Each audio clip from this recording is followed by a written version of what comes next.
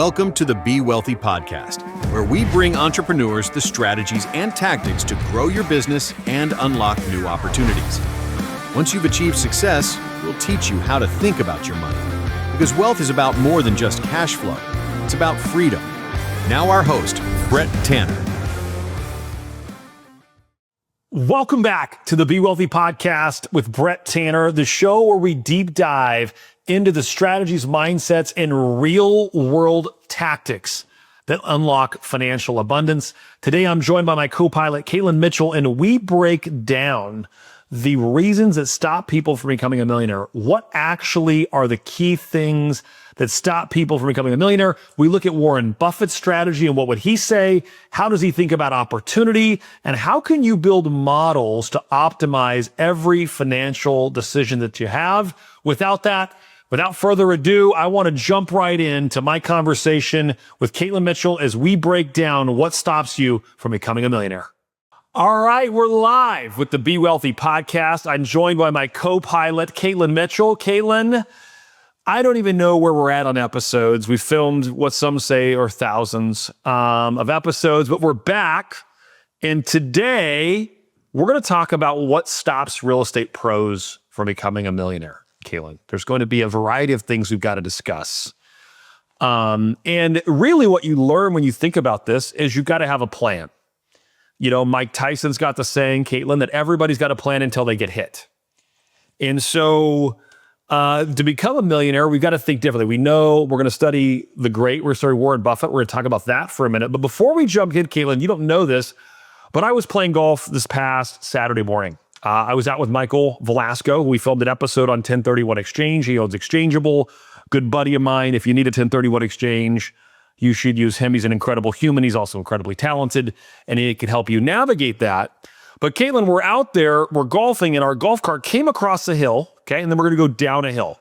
And you're very familiar that sometimes the braking system in golf carts are varying degrees of grade. Sometimes they're very tight, and sometimes, you know, the brakes just aren't fully good to go. This happened to be the latter, which will be important. So we pop over the hill, we're coming down, and there is a huge snake that is about the full width of the cart path.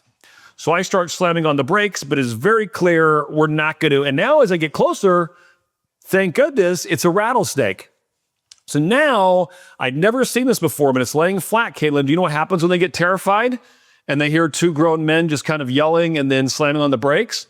They slink backwards, okay? And that's how they kind of coil up and create the striking pose that maybe you're familiar with.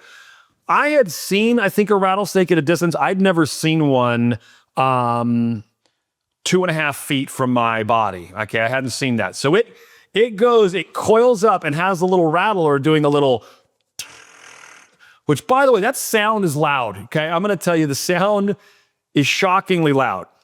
I whip the cart to the far right as far as I can go because we're kind of on, like, I don't want to use the word cliff and be dramatic, but we're on a steady hill. You could easily flip the cart. So now I'm hitting the bushes over here, Katelyn. I am now in Michael's lap, fully extended, because the thing opens its mouth right as we go by. You know that scene you see? And I thought, it is 100% going to strike me and hit me somewhere between what I'm going to call my buttock, okay? Somewhere between my buttock, Katelyn, and my knee. Nothing happens. We're safe. We get to the bottom. We're like, holy cow, that was crazy. And I've got to ask Michael the question.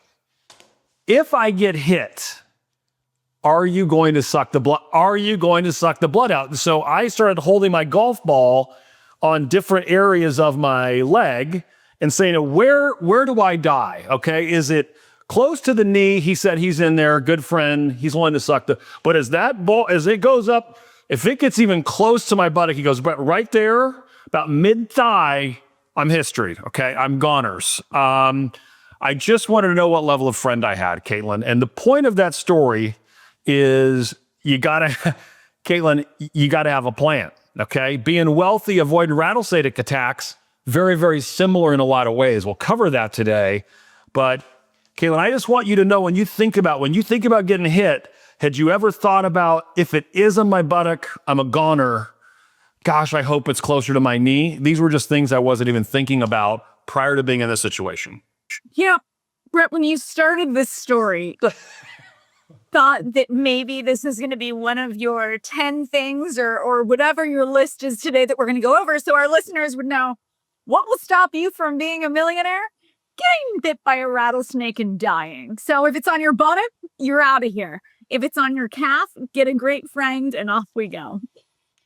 I think the point is, we did one on relationships. We're going to give you a link back to the relationships. And, Michael's in my inner circle, but that's the measurement tool is how high, are they willing on your leg? Are they willing to help save your life? That's just a question of your friend. That's how we should measure people. Okay, something to think about. So with that, we may need to change our status or our rating on Apple to be PG-13 now that we would approach the buttock. Well, Katelyn, I used the word buttock, okay? I didn't say anything inappropriate. Now I've got to find my presentation today. So we're going to jump in, and today is not going to be about Rattlesnake. Katelyn, you can see my screen now? I can, yes, sir. All right. So let's jump in. Let's talk about what stops people from becoming a millionaire. Katelyn, you know this. So I wanted to study the greats. And what I love about Warren Buffett is he did not make his money, Katelyn. He did not make it from founding companies, starting them. He actually is a true investor. He is investing his capital into other businesses.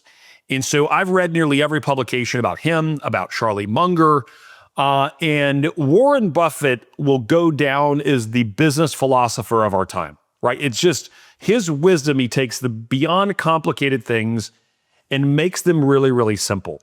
So Katelyn, you already know the answer to this, but for our listeners, I want you to think of it for a moment and ask yourself the question, what is Warren Buffett's net worth today? Don't go to Google. Throw out your guess in your car. As you're driving, you're in the gym, throw out something crazy, just yell out. Katelyn, the answer, it's $160 million. So you could yell that in the gym. You're cranking on 75 hard or whatever. You could yell at 160 billion and the whole gym looks at like you're crazy. That is a ton of money. Warren Buffett, Katelyn, you've got to go watch the documentary Becoming Warren Buffett on HBO. He is, no question, a brilliant mind, but also a weird dude. And I want to draw some connectivity, Katelyn, that for most of us out there, if you go do what the average people do, you're going to get average result. And no one listening to this podcast is listening to a podcast about wealth creation to be average. And so you're likely going to venture into weird. And, Katelyn, we have this conversation at our mastermind all the time. Being weird might be the secret to getting more money. Don't be weird for weird's sake, but being a little out of the norm where everyone else sits might actually be the thing that makes you successful. I think it's fascinating that Warren Buffett every day goes to McDonald's on his way to work and he makes a breakfast decision based on how he feels about the market performing that day. If he feels like the market's going to be on fire, Katelyn, he's going to spring for the bacon, egg, and sausage. He's going to go for the full thing. He's going to add the bacon. He's going to put the cheese on there.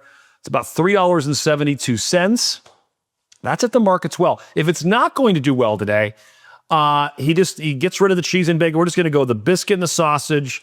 He saves about $1, but he makes that decision. He also drinks 5 Coca-Colas per day. How old is he, Katelyn? I know that I can never remember, even though I talked about this last week. I said 94. I know you'll give me the real answer. I think he's 94. I think one of the most interesting things about Warren Buffett is similar to what I think so interesting about you. Often you're on stage or we hear numbers like Warren Buffett's worth $160.2 billion. And we assume that there's one big get rich quick or found a software and sold it, or there's this moment where wealth happens. And the interesting thing about, or the weird thing that's different that Warren Buffett's chasing and that you're executing is that a wealth plan is a long-term plan with a very long runway, with the right simple decisions time over time compounding, right? That's how he made all his money. Arguably, I've been sitting in the passenger seat watching you. That's how you made your money. It's all of the right decisions compounded over time. That's the weird part. You don't hear Warren Buffett running out trying to do some extreme activity to catapult his wealth. No, the weird thing about him is he's damn boring. It's the same thing day over day, week over week, month over month. And now he's sitting here at 94, worth 160 billion. And that number's not boring, but the path upon which she did to get there could be construed as such. And I think that's so true about you as well. People think that it's really a quick, like, oh, I'm going to do 25 flips this year and change my whole life, and then I have wealth. No, you can do that, but that's one step to a long-term plan. And I think that's the coolest, weird thing ever. I love what you said there. And I think that people need to realize it's their philosophy, right? There's so much we talk about in this podcast, and we're really building people's wealth philosophy, how you think about your relationships. We've talked about that in another episode. How you think about time. We've talked about that in some episodes. And then how you think about your money. What are your philosophies? And I just think you can learn so much from the experience of others, right? There's two ways we learn things, Katelyn. We can go out and experience them.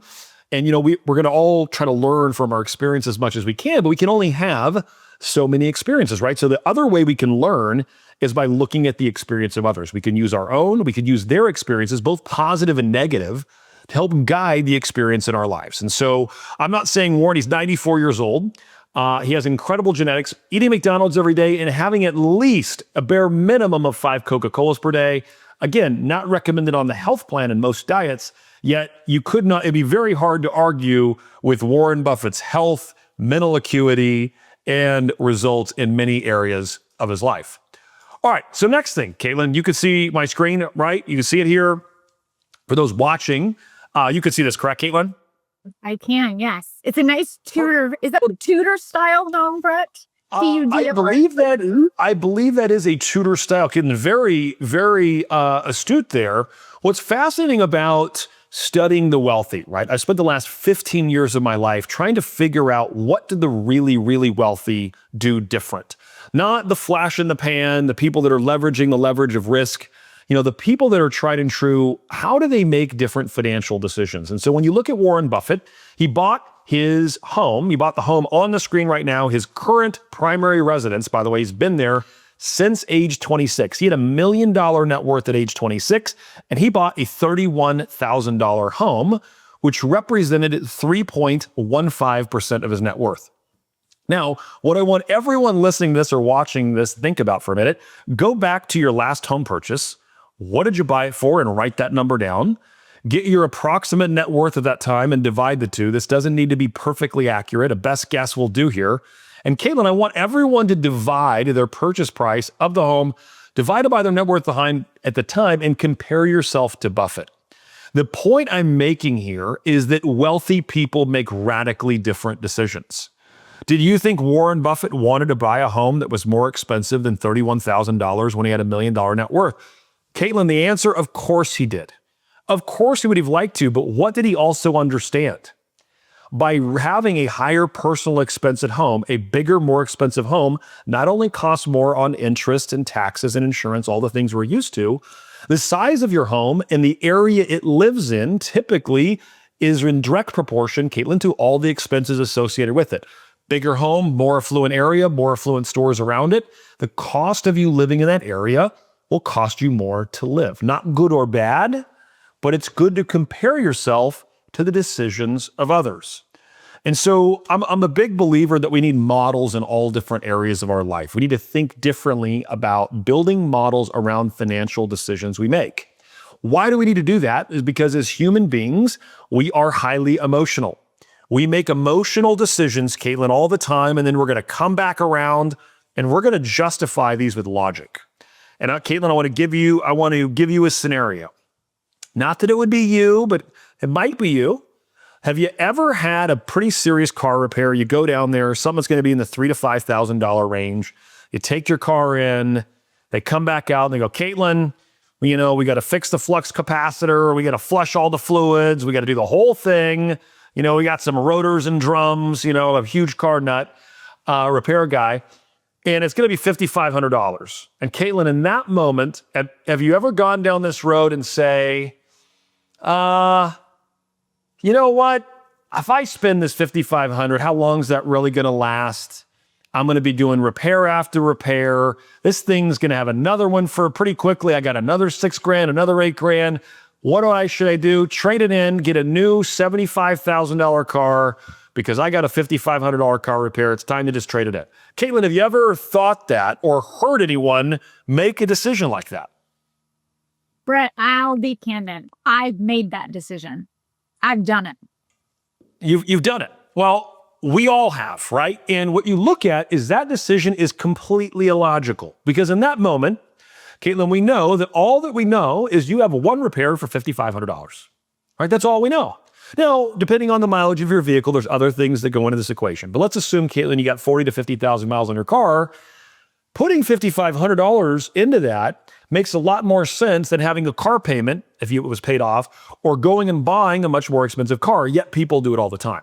So let's take that same logic and let's say, what is our model, right, to buy our primary residence, Katelyn? We have different things we're to buy in our life. Our primary residence is one of the biggest investments most people will make. And yet I don't think most people even consider any of the economic models. They call their lender up. Hey, what's the maximum amount I can qualify for, right? Katelyn is a real estate agent who's sold now in his career about over $5 billion worth of real estate. You know what I've never asked someone to ask me? What's the minimum they could qualify? Like what actually would put them, well, how do the wealthy make this decision? I don't get that. What's the maximum I can qualify for? As human beings, we're preconditioned to the max, right? What's the maximum depth I can go scuba diving? What's the maximum distance I can hit my drive? What's the maximum? Katelyn, we want extra strength Tylenol even. Take what's the strength that would kill me and then just back it off a little bit, right? I want the maximum of everything. And so instead, we need to figure out what decisions actually will take us to the destination we want, which is we're figuring out our 30-year plan. We're figuring out what we want in our lives at different points in the future, and the amount of capital that we can deploy in our investments to create the cash flow to get us where we want to be. Our primary residence guides one of those decisions. And so Sam Dogen, he wrote this book called Buy This, Not That, and he came up with this 30-33 rule. Really simple, really straightforward. Number one, spend no more than 30% of your income on a house payment. Now, Katelyn, the banks will let you spend far more than that, right? They will let you just payment yourself to death, but we should limit it. Why do we want to limit it? Because we want to have more income to put at the things that actually get us free. Next, Sam Dogen recommends saving 30% of your purchase price for the home. Not to put 30% down, you're going to put 20% down, and he believes saving 10% for the repairs that could come up over the first several years of ownership is a really good way to think about it. And lastly, the most difficult one, limit the purchase price to 3 times your income. My addition to this, Katelyn, 3 times the average of your income for the last 3 to 5 years. Let's take an average of years. Let's not make financial decisions off your last best year. Let's make them off the average of the last 3 to 5 years, so we're getting a better example. So let's look, Katelyn, here what that might look like. In Phoenix, Arizona today, let's assume we're going to go out, Katelyn, and we want to buy a really nice house. We want to buy $1 million home, okay? There's the minimum, reasonable, and ideal incomes, and then on this chart that you're seeing on the screen, there's the minimum, reasonable, and ideal. So again, no one is listening to or watching a wealth building podcast to be average, right? We're doing it to be exceptional, and all of our listeners are. And so if you want to buy $1 million home, Katelyn, your income ideally should be $333,000 to do that. Your net worth should be $3.3 million. If you do that, you've got enough capital left over so that you can invest it in the things you want to ultimately get free. And so as that goes up, you can see how that plays out. If you want to go buy a $5 million home today, you're buying it today, right? And this would, Katelyn, not be off what did the value climb to over the course you owned it, but at your time of purchase. If you wanted to buy a $5 million home, you need to be making $1.6 million a year, assuming you're going to follow his 30-33 model. And then you'd need to have a net worth of about $16 million, $16.6 million. And so again, it's a check-in point. If you violated these rules entirely, are you destined for failure and you can never hit your goals? Of course not. That's not the case. It's just your wealth plan. You're going to have less income to put towards getting to your freedom number, to creating that passive income. So you may have to cut back in another area of your life to offset that, right? Life is all about costs, right? There's cost no matter which way you go. You get to choose when you pay them. And understanding how to think about your primary residence is one of those key drivers. Katelyn, when you look at this model, because we talk about a lot, we train on it, what goes through your head as you look at the numbers as they play out here? I really love that whether it applies to this with the 30-33 rule or many of the other things that we train on is that you're able to take a model to make your decisions. You take all of the emotion out. So for example, right here, you're buying a home, no matter who you are, buying a home for your family or for you to live in has some emotional component in it, right? And when we have a model in front of us that literally is giving us minimum requirements, reasonable requirements, and ideal requirements for both income and net worth, we now have a model that will allow us to know exactly what to look at on the market and to make a decision that'll fall within our wealth plan. You always make this statement, and it's that our life is the sum of our choices, nothing more and nothing less. If we take emotion out of choices, we almost always will make the right choice. There's only two reasons we get it wrong, in my opinion, Brett. Number one, we don't know any dang better. But if we're listening to this podcast, we do. Number two is because emotion gets involved. Those are the two reasons we make wrong decisions: ignorance or lack of education and emotion.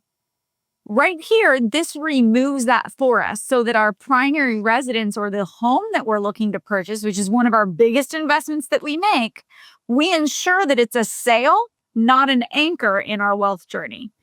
To your point, if we make the wrong decision here, it may seem like a small choice and, we'll figure it out along the way. But to your point, every $1,000 extra or every extra amount that we put into purchasing our primary residence is less pressure that we're able to put on achieving our wealth plan. So let's say your mortgage payment is $500 more than what is laid out here, right?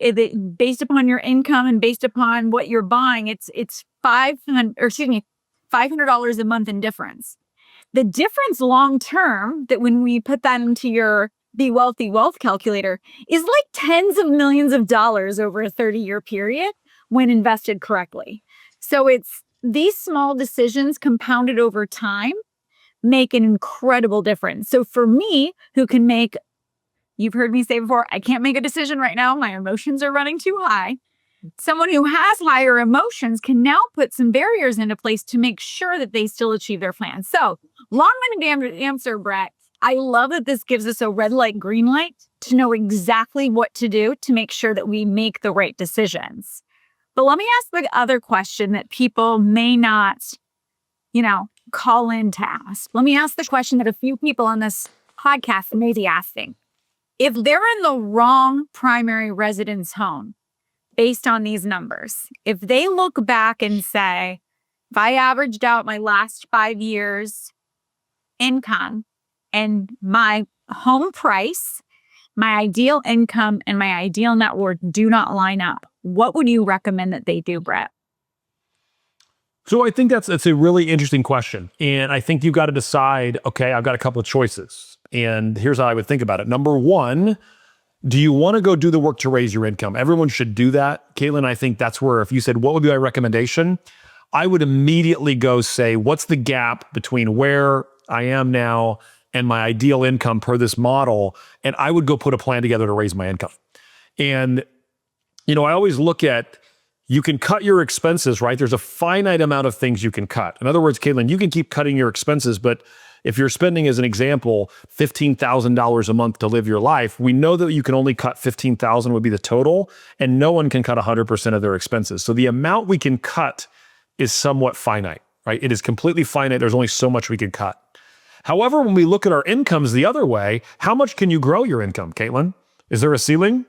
It's truly limitless. There's no limit on income as an entrepreneur, right? So that's the game. So I would say instead of cutting, first thing I would look at, how do I grow my income so I get beyond the ideal stage of this chart? Second thing I would do if I say, hey, I want to do both things. I want to grow my income and I want to get there faster. You may look at that your home radically appreciated and it's time to do a mass reset in your life.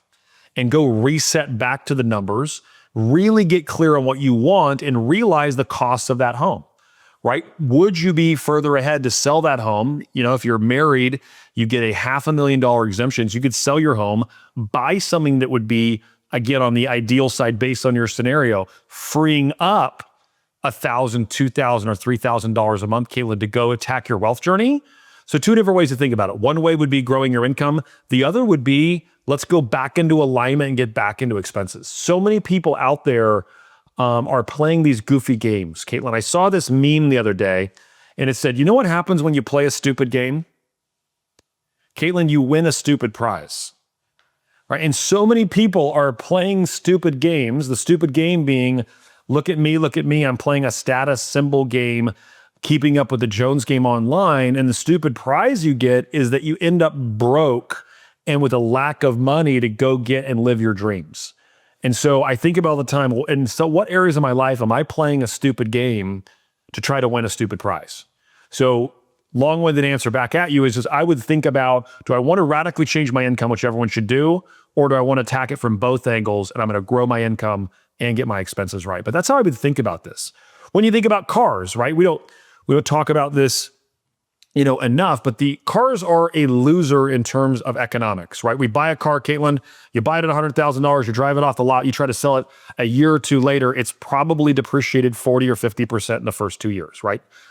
It'll be an on average most cars. So what is the best way that I believe to buy a car? Buy something 2 years old with less than 20,000 miles on it, and then drive it as long as you can until the repair cost far exceeds the repair cost starts getting extreme to where it actually makes sense. And depending on the car, that might be between 100 and 150,000 miles as a model, right? So on this, I would have everyone go down right when you paid for your last home. What was your average income for the 3 years prior, and what was your net worth? And start looking at that and do some reflection based on the chart.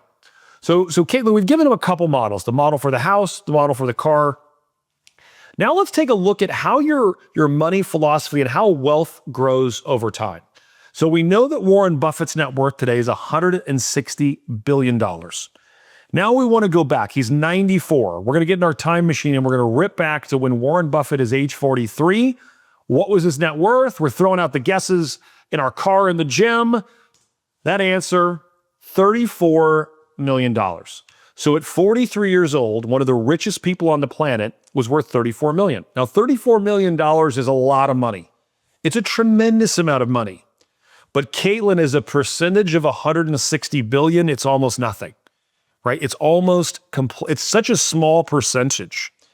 And so on the screen right now, I've charted Warren Buffett's net worth for a variety of years. And for those that are just listening, from age 0 to 43, it took him 43 years to get to a $34 million net worth. His first reported net worth that we could find was $6,000 at age 15. By age 21, he had a $20,000 net worth. Age 30, he had $1 million net worth. So 0 to age 43, he gets to $34 million, Katelyn. And what I think is really interesting is you look at that on a chart relative to his net worth today, and it looks like he was literally nowhere. Right? And I actually believe that Warren Buffett would tell you at that moment, he felt behind. And Katelyn, we go to our events. We just got back from New Jersey last week. And I get the question in every room. I give this presentation. We do like a 6-hour workshop. And at the end of it, someone will raise their hand. They go, I feel like I'm behind. And I always go back to Warren Buffett because I'm like, I guarantee he felt like he was behind at age 43. Right? But what he was doing is he spent the first 43 years of his life setting up the next half, setting up the next 45 years or longer, right? He was reading, learning, compounding, building relationships, getting all the skills. And how I know that to be true is because what did he do in the next 4 years? His net worth nearly doubled. He went from 34 million to 67 million in the next 4 years. Right? And that's what's possible for everyone listening and hearing this right now. It does not matter at all where you are today. You are exactly where you're supposed to be. Right? I get that question. I feel like I'm behind. I feel like I should be further ahead. Nope. Everything you know, believe, and have done, your life philosophy is getting you the results you're getting right now. And in 5 years' time, Katelyn, you could be anywhere you want to be. As human beings, because we're highly emotional, we radically overestimate what we could do in a year. We will set goals in 1 year that are likely unachievable. Yet, we will under-index. We will lower that goal so dramatically over 5 years. And it's so interesting because, Katelyn, we're all focused on the short term, and we forget how compounding actually works in the long term, right? The compounding truly is the eighth wonder of the world. Albert Einstein's quote is, "Those who understand compound interest earn it. Those who don't understand it pay it." And that's just so true.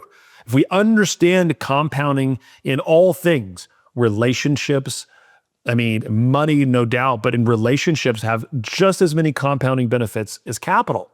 Then you look, Katelyn, at what happened at Warren Buffett. Education's another one that compounds, right? The things, sometimes you've got to learn, the things I'm doing today, right? I learned on single family rental properties. I'm just applying them to resorts, larger complexes, triple net commercial. But it was the reps in that space. Then you take Warren Buffett. He's 47 years old. He's worth $67 million. And in the next 6 years, he 10x's his net worth from $67 million to $620 million. And so, Katelyn, we've got to go do the work today. As we sit here and film this episode towards the end of 2025, and what's really interesting, Katelyn, is things are getting weird in the market, right? It's getting weird out there. We've got credit card, consumer debt at an all-time high, right? It's off the charts. Consumer savings is at an all-time low. So it's likely that something's going to happen sometime in the next 12 to 24 to 36 months that things would go on sale. And Katelyn, we study Warren Buffett. He has the best quotes that we should be fearful when others are greedy and greedy when others are fearful.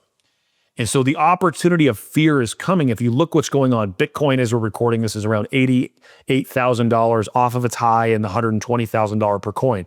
Right? Things are getting weird, Katelyn. And what works for Warren Buffett is he's got the reserves, he's done the work, he's done the education, and he's putting himself in a position to take advantage of what's coming. Right? We can all learn so much. They have the highest, Berkshire Hathaway has more cash today, I believe, than any point in history. It may not be the highest, Katelyn, we could look that up, but I believe right now they're sitting on more cash than ever. Why? Waiting for opportunity. And so, Katelyn, we've all got to think, we got to think differently. Where are we at in the journey? And this is why it's so important to look at your wealth building in decades, not days.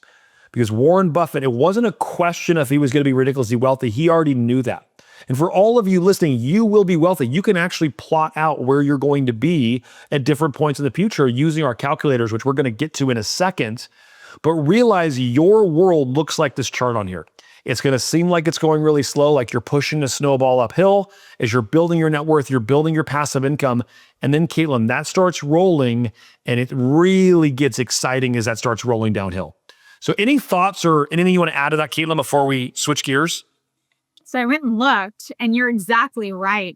Berkshire Hathaway's cash position as it sits today is estimated to be at $381.7 billion, which is their record high. That's well over anything they've held before, and it's all held in cash and cash equivalents and very short-term investments like U.S. Treasuries. Even huge tech giants like Apple, Microsoft, Amazon, and Alphabet combined, Alphabet being Google, Berkshire far exceeds all of their cash on hand by over 30%, which is crazy. So thinking about this for a moment, you have one of the smartest investors of our time, one of the smartest people on the planet as it relates to money, understanding business, understanding reserves, opportunity, who's been through more cycles in the game, right? 94 years old, still the CEO and chairman until the end of this year. And he has the highest cash position ever, right? It gives us an indication of how we should be thinking today. Wouldn't I want my cash position to be the highest as well, Katelyn, to take advantage of opportunity? He's not doing it because he doesn't believe opportunity is coming. He's doing it because stock valuations are off the chart. That many don't make sense. A lot of real estate investments don't make sense today, right? The debt costs relative to what we can get in returns are out of line. So we got to work harder to find great deals. But when the greatest investors of our time are bulking up cash, is the time where we need to ask, why aren't we doing the same thing? This ties in perfectly with how you started this conversation. And well, not the rattlesnake portion, but perfectly into the housing portion of when we look at our fixed expenses and the choices that we make on our lifestyle. While your primary residence is an investment, it's a lifestyle component.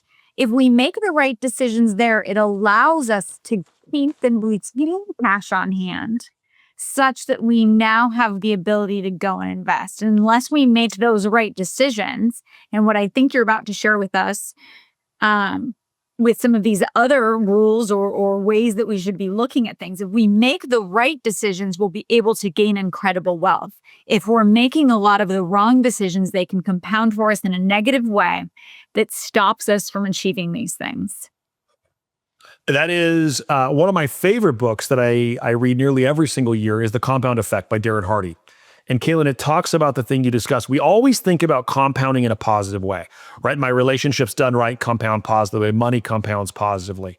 The things I do in the world, my knowledge can compound positively. But Katelyn, what if to your point, there's two different folks, right? What if someone's making all the right decisions and all the wrong ones?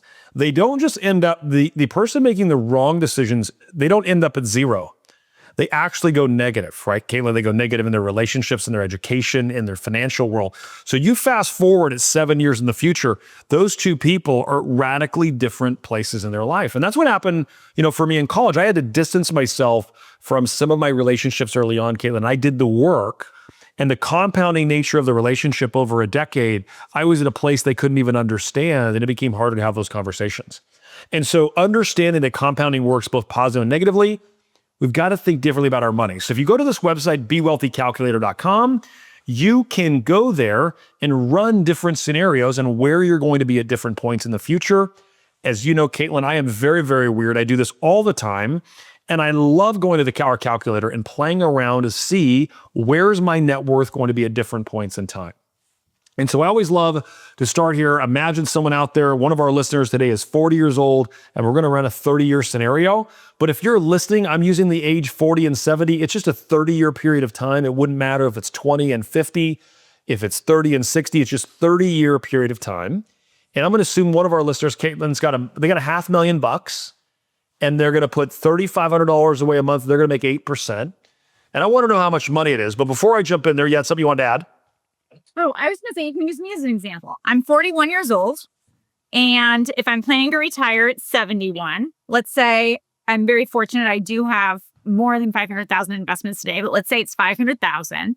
And let's say I made the right choices on my primary residence so that I had additional capital to invest. And so I can contribute $3,500 a month towards my investment opportunities. All right. And make an 8%.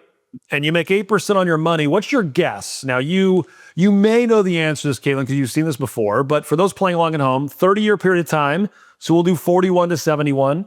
Katelyn, we're going to pretend she's got $500,000. She's putting $3,500 away a month. 8% return. Katelyn, how much money is that? It's $10 million. Perfect. And what were you going to say? Most people guess. What are the guesses? Just you saying most people are guessing it's like 4,500 to 5,500 is what I've heard people say in your rooms. But really it's 4.5 million to 5.5 million. But it's really $10.6 million. That's a ton. What's really interesting to me, right, is how much did you contribute relative to the 10? So in this example, your total contributions were $1.2 million. Okay, you had an initial investment of $500,000. You contributed 1.2. You got $10 million. So the point being, the majority of the growth came from you putting your money to work. You set it and forget it. You were getting an 8% return. Katelyn, you weren't messing with your money. You're putting you had your $500,000 working. You're adding $3,500 to it. This is an 8% return. It's $10 million. That's a ton of money. So now I want to run it a little different. Katelyn, I want to go to 12%. We know that 8% return on that same 30-year scenario. I kept everything the same. You start with the same $500,000. You're still putting away $3,500 per month, but now you're getting a 12% return. So Katelyn, what's your guess here? You go from an 8% return, that's 10 million. What do you think happens with just 4% more? It's not crazy, just 4% more. What happens to that? The question I hear, the answer we hear a lot is around 16 to 17 million. Because in that exchange, except for the interest rate. Like the rate of return. I mean, we're getting the rate of return. We're up 4%, which I see people all the time walk away for 4%, right? They don't have their money where they're getting 3 to 4% on their savings account. There's all the time people are walking away from 4%. And the reality, Katelyn, is it nearly triples your return over that 30 years. You go from $10.6 million to $30.2 million. It's $30 million. Same contribution. So now you're up there where, overwhelmingly 95% plus of the money you made was made just from putting your money to work, setting it, and forgetting it. So again, putting the money to work and going. Now we want to look at Warren Buffett's target. Now, what if we could get a 20% return for 30 years? Now, is that very difficult to do? Beyond difficult. I'm just giving you in certain parts of your portfolio, Katelyn, you can absolutely get a 20% return. I've had many investments that were a 20% plus return, from flipping homes to other things that I do in the course of our business that we teach in our mastermind. You're not going to be able to sustain that for 30 years, but I just like to show the difference between an 8%, a 12%, and a 20% return. So 8% was 10 million, 12% is 30 million. And Katelyn, if you were able to get a 20% return over 30 years, how much is it? It's $272 million, a quarter of $1 billion, more than a quarter of $1 billion, just by putting your money to work. So Katelyn, we know that it works, right? Compounding, to anchor the point, it does absolutely work. This is the Warren Buffett story, how he did it. He put his money to work. He kept compounding it. So Katelyn, if we know this, we all get it. People are saying, Brett, I understand. I should get a reasonable primary residence. I should have economic models in my life. If I understand all these things, then why am I not where I want to be? Why aren't there more millionaires? And so in this next section, the first time I heard this was from Gary. He shared this with the room, and it was kind of structured as a rant on why there wasn't more millionaires. And I've looked at this often, and I got to tell you, it could not be more true on why people aren't getting ahead. And so I want the listener to pay attention for the next 15 minutes as we go through this section and really pay attention on which one of these speaks to you. Are you violating one of these rules around allowing yourself to become a millionaire? And I want you to walk through it. But before we do that, Katelyn, I want everyone to pick up their phone, hit the subscribe button so you do not miss our next episode. You've got to subscribe. Please leave us a review. Tell us what you like about our show. Our goal is to get this to more people and help more people so that they can get where they want to go. So, all right, Katelyn, everyone subscribe now. What the first thing that stops people from becoming a millionaire, they need to visit their capital. They don't actually trust the assets that their wealth are in will hold their value. So Katelyn, we've got to constantly be going in, and I'm going to use the word meddling. We're going into our assets. Oh, I'm using my emotion today, and I'm like, I'm going to sell that today. I'm worried about Bitcoin today. I'm worried about the real estate market today. I'm worried about the stock that I'm in today. So I've got to go constantly visit my capital. Katelyn, that doesn't work. There's 3 keys that you've got to think about with your money. Number 1, you've got to get uninterrupted returns, which means you put your money to work and you let it work for you. The second thing, it's got to be extremely passive. Katelyn, the easiest thing to do is to go get returns that you're working really hard to get. They're active. You're actively working your money, but you're only getting a passive return. And we talked about that one of our episodes. We got to make sure if we're working with our money to create a higher return, it's got to be that 15, 20% return. And if it's passive, I'm okay taking the 8 or 10%, but it needs to take none of my time. Right? Lastly, the 3 keys. So uninterrupted, we've got to make sure it's really passive. The last thing, Katelyn, we've got to understand compounding. As that money comes back in, we've got to put it to work, right? We cannot be constantly revisiting our capital. Next. What are some examples of that? When people say, you mentioned that they may want to sell something in real estate, or they may want to sell something. Where do you see that most amongst your private clients, where they're in and meddling with something to where, what is it the right choice to deploy, to redeploy capital out of an asset versus the right time to meddle? I'm not asking that the right way, but let's say you have a portfolio and you're analyzing it and you think you do need to sell a few of your assets and then redeploy it. What is kind of the red light, green light of that versus Guys, you're just meddling to meddle. How should people think through that? I think the first thing is a couple rules that I would think about. My first rule would be if you're not willing to invest 5% of your net worth into it, you shouldn't do it at all. And I created that model for myself. If I'm not willing to take 5% of my investable capital and put it into a given asset, it's not worth doing. Like I'll get a private client say, hey, I'm going to go buy $10,000 worth of silver coins. And I'm like, okay, sure. Like if the price of silver triples, if you put $10,000 in it, Katelyn, you make $30,000. That's great. But is that how you're really, that's probably not how to think about it. So I would go, what's my allocations? And secondly, I would start thinking about, okay, do I have the education? Number one, how am I actually measuring ROI on my current asset? How am I looking at the returns? Both hard and soft costs. And we talk about an episode in season 1. Go back and watch that. We'll link in the show notes on soft cost. Many things in life have soft costs. There are those unforeseen things like time, as you're thinking about in the shower, your time just thinking about in general, your time that you put into the investment that you'll calculate and bill back, right? So number one, we got to get the true ROI on this. And then we've got to go, Katelyn, get the education to where we might move it into. We got to do all those things in advance, right? So education comes before the investment. We're always the best investment you'll ever make is in yourself. Before you go into a new asset class, you need to go read the books, get the training, get the education so that you have an unfair advantage to compete. And so instead of constantly just moving things around based on what your neighbor's doing, you're following a documented wealth building plan that's going to land you at your destination that can change over time based on where you're at. Are you looking to, roll things up into a bigger asset? But one of the real risks there, Katelyn, there's lots of transactional costs people don't talk about when you go to sell an asset. Like when you go to sell a real estate asset, your costs can run, if you're not a licensed agent, your costs on average, we budget 9.5% when we flip a home. 6% in commissions, which are totally negotiable, Katelyn, as we obviously know that. The other 3.5% can get picked up in other areas. And so I want people to think about, we've got to think differently about our capital. Second thing, Katelyn, that stops people from becoming a millionaire, right? Two things. They're a paper millionaire versus a cash flow millionaire. Paper wealth based on high multiple feels false, so they want to get their wealth back into something tangible. And I always tell this story, Katelyn, I've got these two really wealthy buddies, and they're both worth about the same amount, both worth about $50 million. And one has all of his net worth tied up in land, all land, non-cash flowing, largely land, okay? Now, when you don't have cash flow and land typically doesn't cash flow unless you got like farm ground or something different. This isn't in that. So he's actually a rancher, and it's like Yellowstone, think that, but not as cool.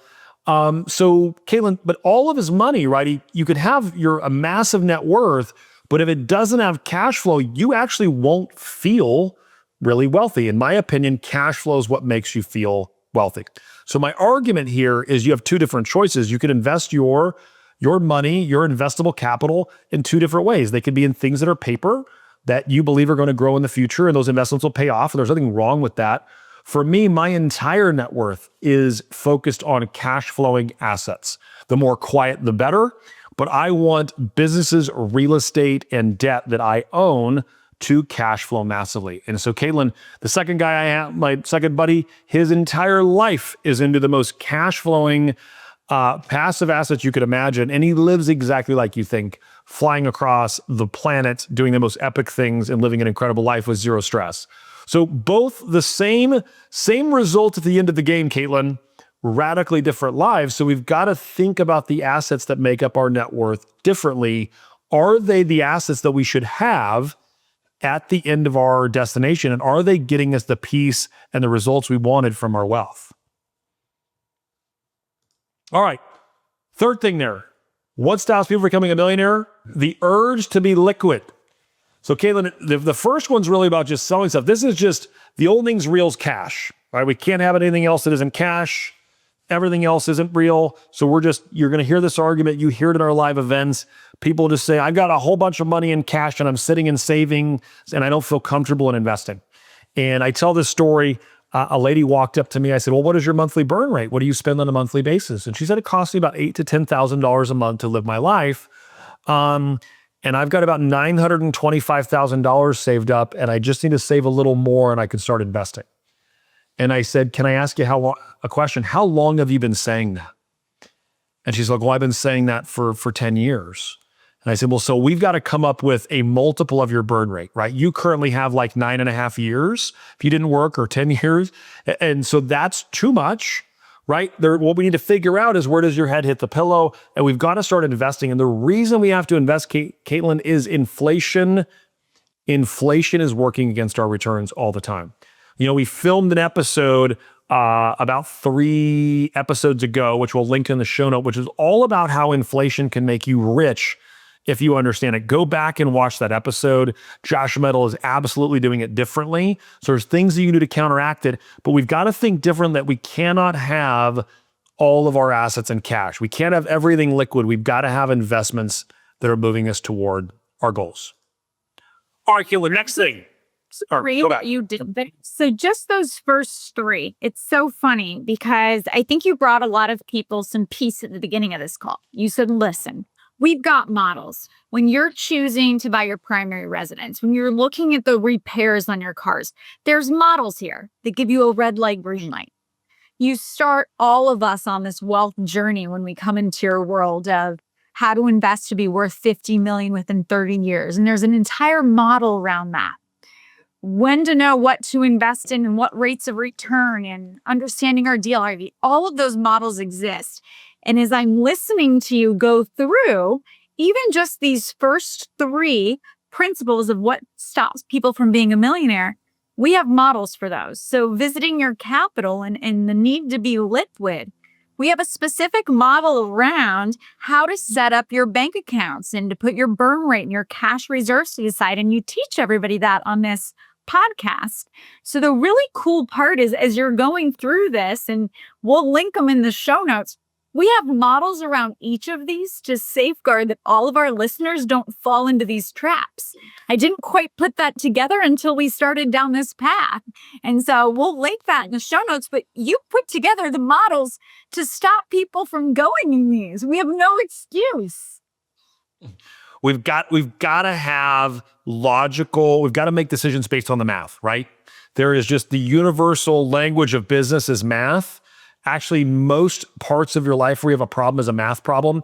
Even the relationship with your spouse or kids, that's a math problem, right? The quality time and how are you measuring it? All of it's math. And if we can get better at letting the math be there and then make a decision based on it and try to remove the emotion. The next one, Katelyn, there's nothing more emotional than debt. So what stops people from becoming a millionaire? Debt. Debt's highly personal. How much each person should have is going to vary person to person. There are some universal truths that, number one, debt does create more risk, right? That's just a fact, kid. And if we're borrowing some money as opposed to paying all cash, that creates risk. So what happens to people? The weight of debt causes them to want to pay it off. And without significant cash flow, they see selling assets as the only means to pay off the debt. They don't trust the assets that are in beholder value, so they think they're going to time in the market. Katelyn, I hear this all of the time. Katelyn, I'm going to sell. The market's at an all-time high. I'll sell, and then I'll try to buy at the bottom. Well, unless you're going to sell and rent and wait, you're likely going to sell at the top and buy at the top, or sell at the bottom and buy at the bottom. And so debt, the way I would think about debt, number one, I don't believe in debt on anything that isn't attached to cash flow. So other than your primary residence is the only exception. But Katelyn, I don't believe in any debt to finance toys. I don't believe in it for cars, boats, planes, trains, or automobiles. I don't believe in debt for any of those things. Why? Don't finance luxury. All you're doing is you're trading your future income, right? You're going to have less future income because debt takes advantage of your future income. Now, debt on cash flowing real estate where someone else is paying down your mortgage and you cash flow beyond it and you have reserves, I'm all about it. I'm good with it. We do it all the time. Now, Katelyn, how I think about debt is a percentage of my net worth. Everyone should look at how much total debt you have, divide that by your total assets, right? What percentage of debt versus your net worth? What percentage of debt is currently your net worth, right? Divided by your net worth. And so I think you've got to determine what number's comfortable for you, Katelyn. I am Most people think I'm one of the riskier people. I'm actually one of the more conservative folks. And so I keep a tremendous amount of reserves in all things because I have scars. We've talked about here. I have scars from 2008, 9, and 10 that will never heal. And they're good reminders of mistakes that I made with debt back in the 2008, 9, 10 period. And so I learned from that. I did a deep dive, and I would just tell you that if you always focus on buying any asset, I never put less than 30% down. Katelyn, that's just me. I put 30% down or more. I want to have reserves. I mean, all the debt that I take on is long-term. I don't believe in short-term debt. I want long-term fixed debt where I can leverage inflation, paying it back with future dollars that are worth less, and I'm locked into it. So I'm using inflation as a tool. Again, debt to me is a tool that I can use to work against inflation. So can we talk about this? What mistakes do you see people make as it relates to debt in our world? Katelyn, what are some of the mistakes you see people make? Over leverage. That's the biggest one. Or leveraging with a variable rate. That's a big one. But really, the common theme that we'll see is that they've over leveraged a property. So the big key for you, as you mentioned, you're 30% down. You'll put as much money down in a property as it takes in order to make it math into what works for you, from an appropriate expense and debt load to the right rates of return. And I think that a lot of our clients are so excited and so eager to move quickly that they shortcut and over leverage on properties, putting themselves at risk that isn't really necessary. Moving slower, safer, and smarter tends to get better results over time. And I think we're so excited to get going that sometimes we over leverage or get ourselves into a debt situation that may be okay right now. But when the proverbial rattlesnake approaches, we may end up getting bit. Oh, do you see what I did there? I tied that all the way to the first part of the story. That was as good as it gets, Brett. That was a very good tie back to the rattlesnake story. But I would say, and when you say over leverage, let's talk about examples. Let's talk about Burr. The whole buy, rehab, rent, refi, that whole brr, it's cold. I just call it a cash out refinance. That's what it's always been. And then that doesn't sound as cool as Burr. But overwhelmingly, people find out when they Burr and they get 100% of their capital back immediately. Katelyn, what happens is that asset no longer cash flows, because what makes property cash flows, typically you're making a significant down payments what make it work.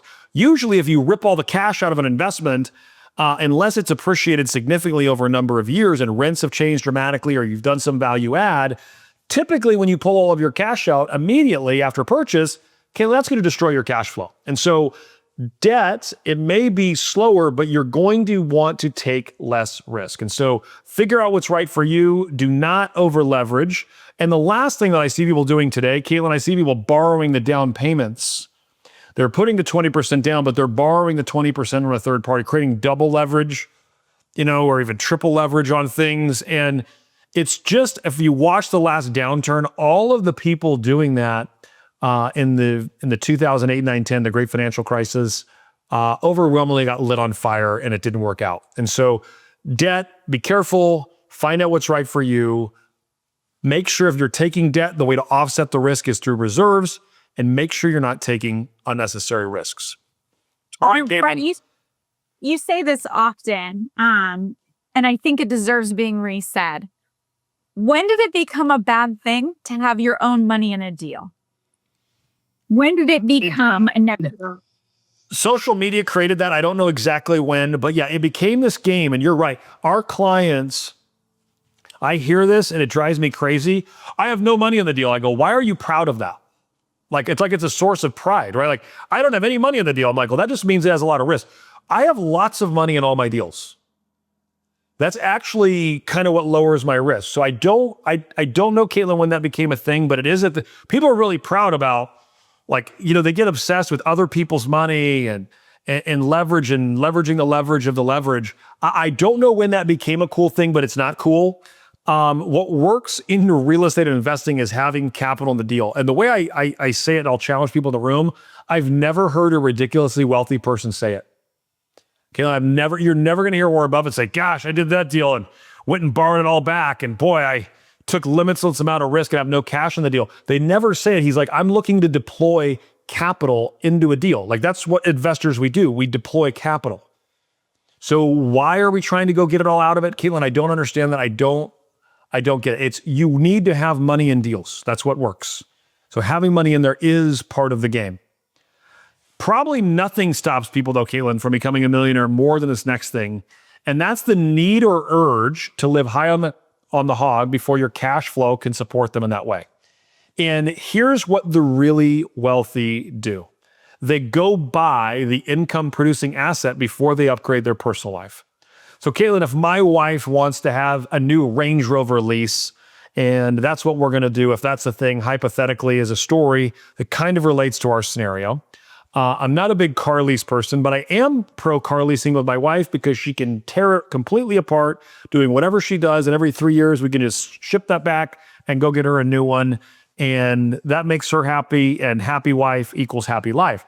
So, Katelyn, if I want to have this $1,700, which is the new Range Rover lease, I will go create the $1,700 first because I'm against paying for it. I don't want to go pay for that myself. That's not cool.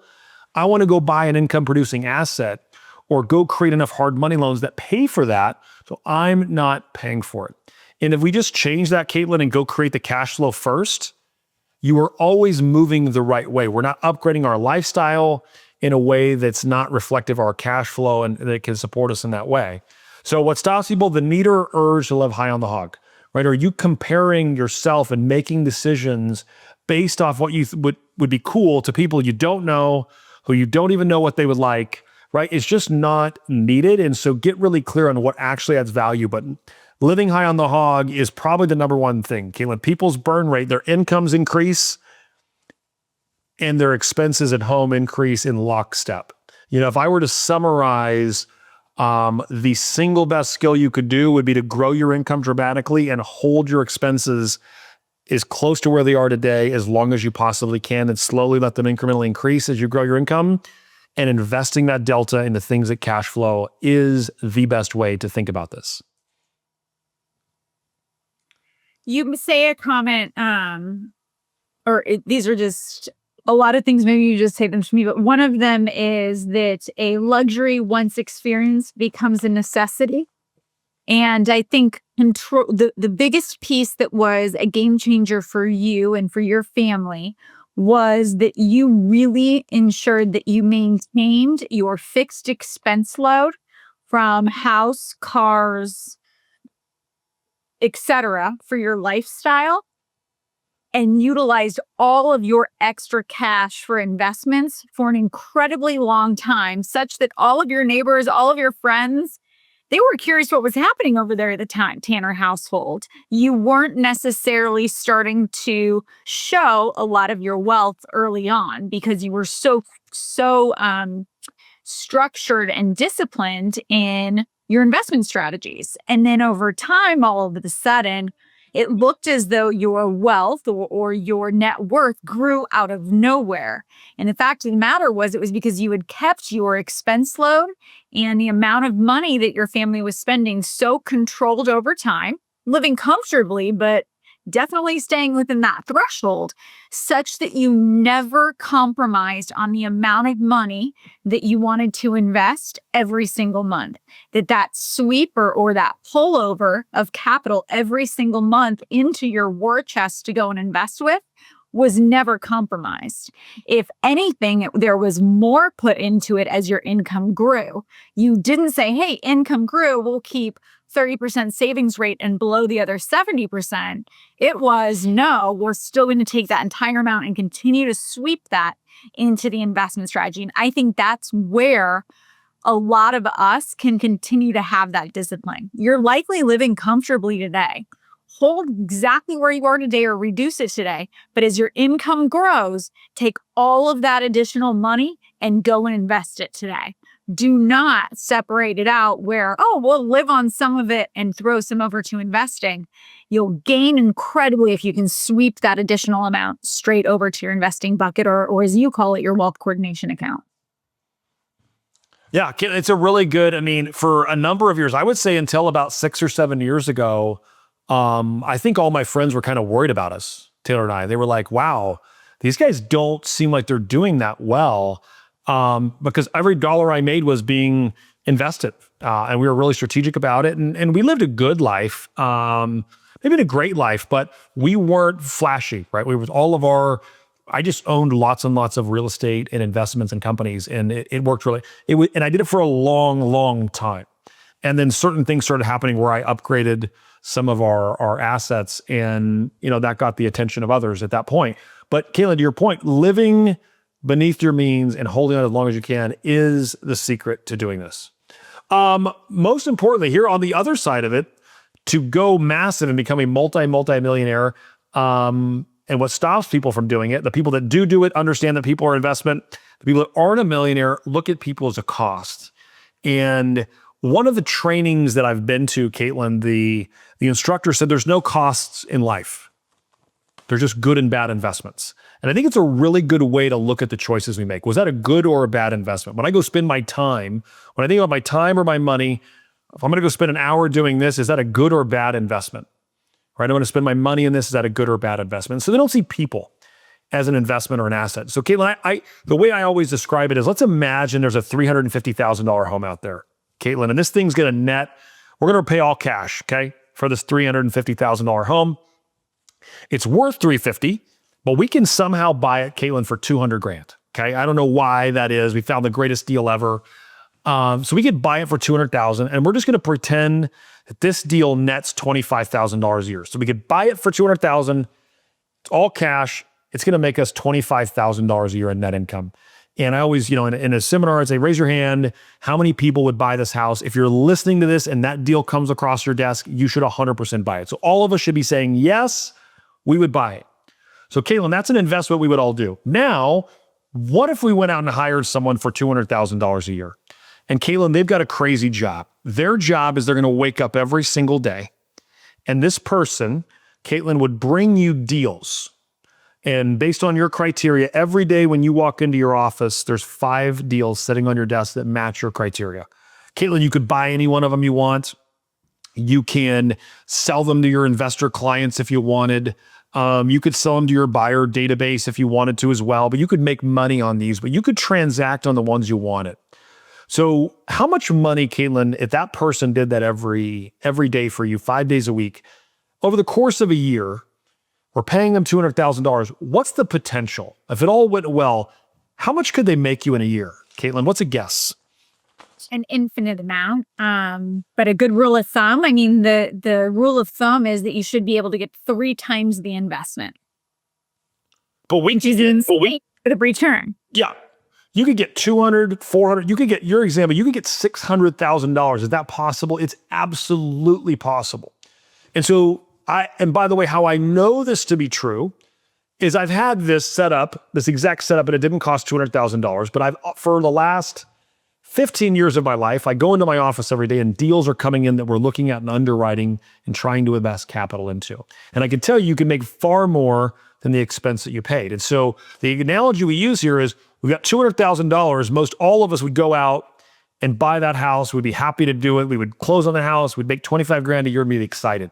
How many people are going to go quit listening to this podcast today and go out and hire the person for $200,000? And most people pause for a moment. And the reason we pause, Katelyn, is we don't know that result of hiring that person will lead to the result we want. In other words, if I hire that person, it doesn't work, I just lost $200,000. Like that wasn't a cost, that was a bad investment. And as the leader, we determine that investment. So if you want to become a multi-millionaire, recognizing that people are the greatest financial investments you could ever make, they're the greatest financial investments, but they also pay you in other ways, right? Having an incredible team, the emotional connectivity, the wins created as a group, the culture you can be around, and being around A players and what that does to lifting up the organization is so powerful. And so the people that are playing at the highest level think just radically different about people, right? Dan Sullivan wrote this incredible book. We'll link it in the show notes called Who Not How.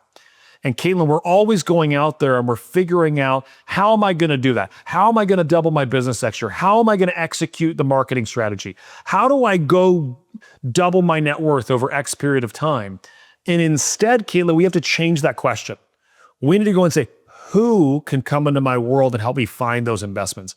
Who do I need to be in relationship with to help fix my marketing? Who's the person, if they came into my world, could help me double my net worth over X period of time? Who could I hire that could go find those 5 deals that I'm going to look at every single day?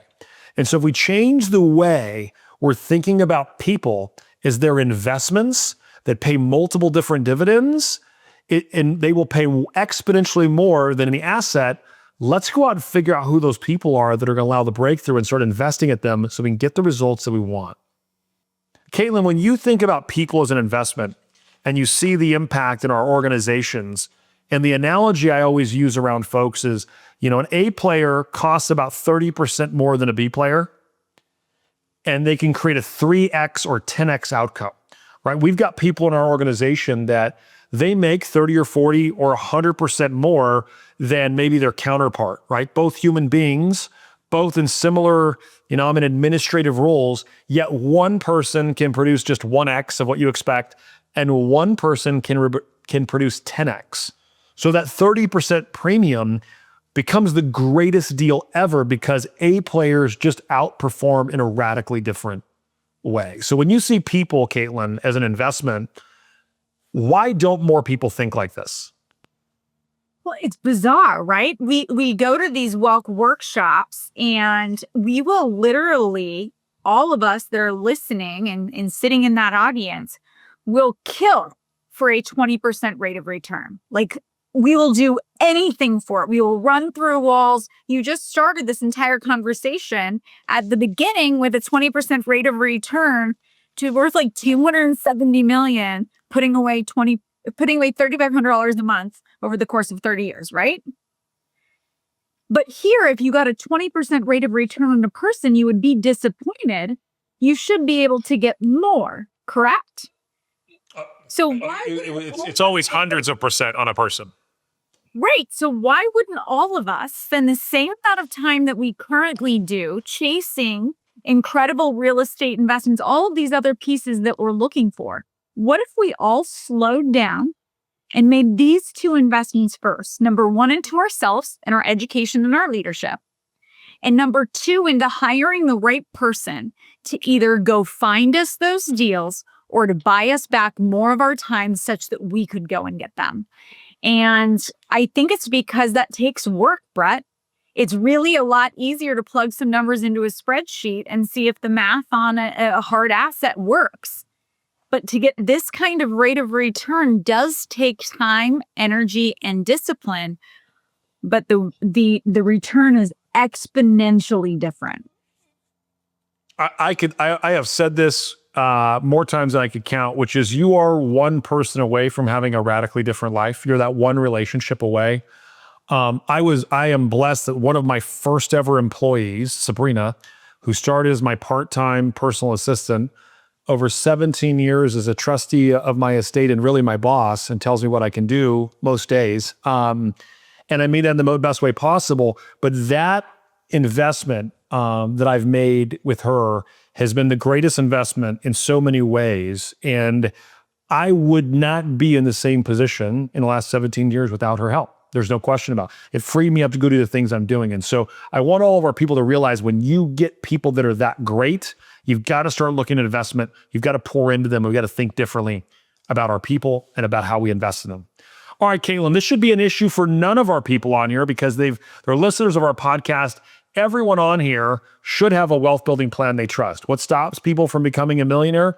They don't have a documented plan. They got rich instead of purposely building wealth. So they don't actually know what caused them to get rich, so they can't duplicate it. And so, Katelyn, everyone on here, if you do not have the 30-year plan, you can go get it. We'll link you the video in the show notes. Go build out your 30-year plan, follow the exercise, and do it and have a wealth building plan. And so when you do your net worth every single month, you're looking at where are you at now? Where are you going to be in January of 2027? Where are you going to be in January of 2028 on the track, Katelyn, to get to where you wanted to be so you can live your best life, you've got to have a plan and you've got to have check-in points. People do not miss their goals because they didn't have a great plan when they started. People miss goals for one reason. They don't check in often enough along the way. They don't look at the mile markers on the side of their road as they're driving on the road to their plan. Katelyn, this 500-mile interstate, they just set the destination. Here's where I want to be at 500 miles. And you know when most people look, Katelyn, where they are? They look at mile 499. Well, if you're totally off track and you wanted to be worth 50 million and you're at the mile 499 on this path, right? And you have not done anything and you're off track, well, you're going to miss. But Katelyn, if you go off track in the first mile, you've got 499 miles to figure out how to get back on track and get to the destination you wanted. And so we've got to get better at creating check-in points along the way. We've got to have a documented wealth building plan we trust. Now, Katelyn, here's one that's very simple. If you spend more than you make, or you spend all that you make, you don't have any money to invest. Every single person has money they can invest. Everyone can save $50 a month. There are so many ways that you can make money out there. So Katelyn, if someone isn't where they want to be, they bring me a problem, and you may have heard me do this. We'll have a salesperson who's newer to our organization and they're a little behind. I'm behind on a few things. And they're working 40 hours a week, right? My immediate question I ask them, what are you doing tonight between 6 p.m. and midnight? And they go, well, I'm going to go home. I'm like, yeah, you need to get another job, get a side hustle. You've got to go do something to get yourself ahead. Life has costs. You get to choose when you pay them. If you're not where you want to be financially, start putting in more work. And I know, Katelyn, that is just what about balance? And I need work-life balance and I need more yoga and all that stuff. At certain points in your life, you just need more time on task. You need to be picking up your phone, getting in the game, hammering the phone 3 hours a day and doing whatever it takes. There's this bad myth out there, Katelyn, today that if you work hard, it's bad. Like, I don't understand why that is. What if I have really big goals and I want to have a massive life and it takes a lot of work to get that, Katelyn? That's okay. It's actually okay. And I've told this before, it's a little aggressive. When I talk to my ridiculously wealthy friends, Katelyn, and we're out there, we're having a couple drinks or we're at a mastermind or we're talking, do you know what never comes up? I've never heard one of them that's crushing it go, you know what I'm working on right now? Just to have a little more balance. Brett, I'm just looking for a little more balance. These are warriors and warrioresses out there. Is it warrioress? How do you get there? What's the female warrior? I don't know. Imagine Lagertha from Vikings, okay? The female warrior going out there, she's not worried about balance. So we've got to go out there. If you're not where you want to be, crank it up, grow your income. You can absolutely do it. Get your income up, get your expenses down so you have money to invest. There is no reason today with the education resource out there, being broke is a choice. Don't choose that choice. Katelyn, one of the last things that stops people from becoming a millionaire, probably my favorite, they don't actually study the rules of investing. People don't spend the time. There's books, there's podcasts, there's tapes, there's trainings, there's YouTube. There's no excuse today to not understand things because information is so accessible. Yet, Katelyn, what I believe is people have lost the art of education. It's all clouded around entertainment and they call it education, but it's just entertainment. If you're watching stuff, like I think Joe Rogan is awesome, but I would call largely, Katelyn, Joe Rogan stuff as entertainment. Right? It's highly engaging entertainment. There is some, now Andrew Huberman, if you're on there and the health, that stuff's medically backed science data, and Joe Rogan's a genius, so I'm not making a broad statement. But Katelyn, we've got to get better at understanding the mechanics that actually drive change in performance. And a way to do that's by studying what actually works from people that have been there and done it. So if you're not studying the rules, you're not playing the game, learn how to go after, study the things that will actually improve your life. Katelyn, reading is the lost art. And I talk this all the time, like if you're not good at reading, go get a reading class. I could show you around. I don't know if I could. I've got more books. My wife goes, are you in the business of just buying books? I'm like, well, I actually do read them too. I am like that weird guy. I'm like Bill Gates in his documentary where he's always carrying around this satchel of books on him. I'm that guy. I am a voracious reader. I read 50 books a year. I do it every single year. And I will tell you that I make a lot of money. My fortune has been created through my education. I believe that there's a key thing to drive down here, though, Brett. because there's a big difference. Nope. I think Katelyn, is the first key you're going to drive down that the books won't read themselves? No, that was not going to be it. No, Katelyn, I was just joking there. I was just joking. Well, speaking of interesting things on that, was it one of your kiddos you said it to? And it was all of the secrets to the world's wealth are sitting inside the libraries and nobody's going to them. Nobody's reading the books. They're all for free at the library. We all have access to it. There's no excuse whatsoever. However, the answers aren't they're not buried in the Congo. They're not hidden in a cave with no map, right? It's literally in a public library for free. The world's information is there. I think there's a big difference, Brett, that you may not see as weird, like Warren Buffett, but it's different. And that's the way that you choose what and how you educate yourself on.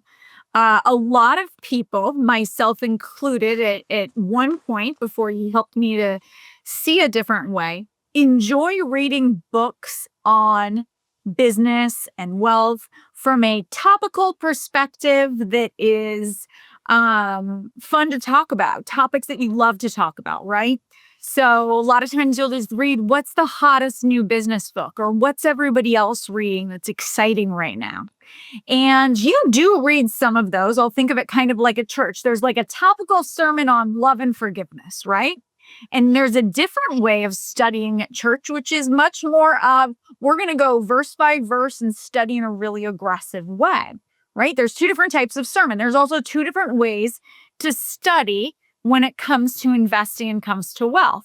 You can have a topical, we'll call it leadership, wide angled, and those are really, really important. But when you're looking at understanding the rules of investing and studying money, the way that you do it, Brett, is incredible sniper-focused deep dives. So, for example, you wanted to become educated at a really high level on taxes.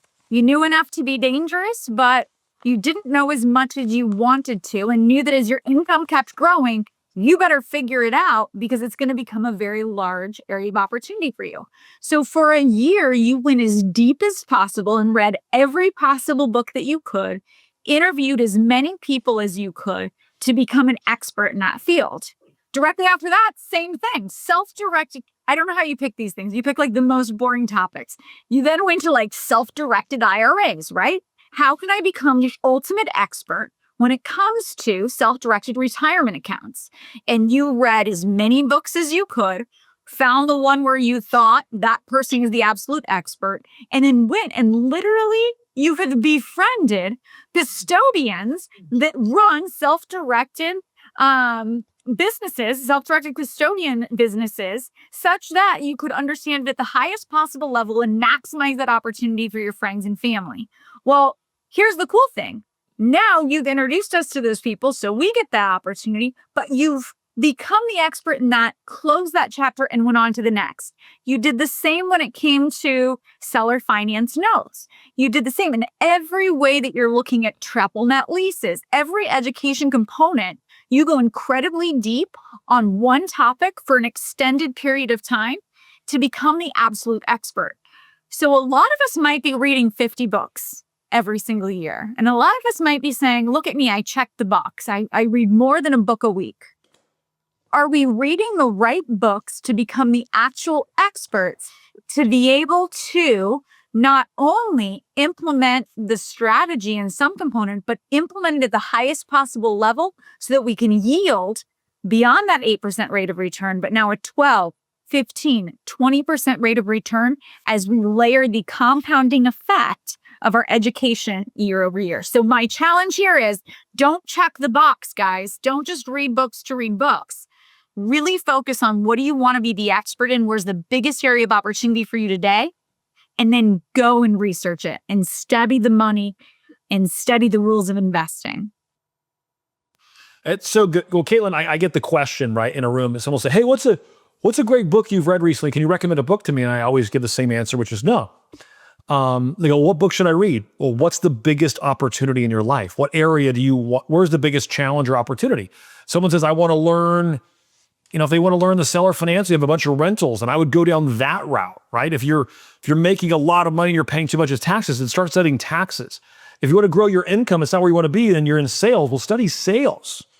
If you're growing a team and people aren't sticking and you've got employees that are rolling out the door all the time, well, then study leadership and management and realize those are two different things. And so don't just pick a book up and meet it for entertainment. You're reading around topics that improve the quality of your life. So make sure you've got a plan to go tackle that. Katelyn, Jim Carrey's not known for being the greatest philosopher of our time, yet very wise dude. He's got this quote: if you're not willing to downgrade your lifestyle for a year to have a lifestyle you want forever, you care too much of what other people think. You care too much about what other people think.